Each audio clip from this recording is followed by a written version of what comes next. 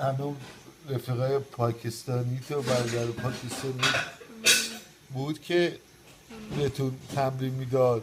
مرده هستش محمد بود چی بود همیشه میگه سلام علیکم برادر عباس بریز علی علی علی هی مثل که 20 صفحه تو رو میشناسه.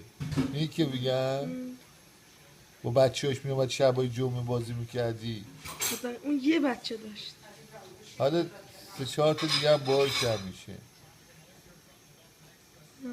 3-4 جدی میگم سلام علیکم دیگه میخندیم دیدی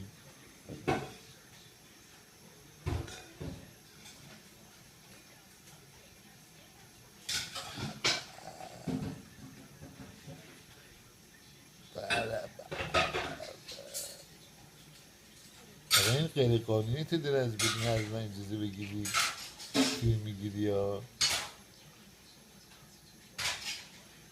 مگه نگفتم تو وایم سی روی عصبانی شد از دست یکی بهت گفتم که من بعد از بچه ژاپنی بود تو چرا دیدی از من فیلم میگیری یاری بچه ژاپنی گفت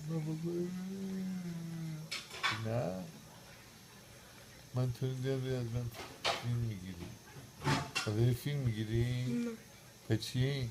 بازی ببینه بازی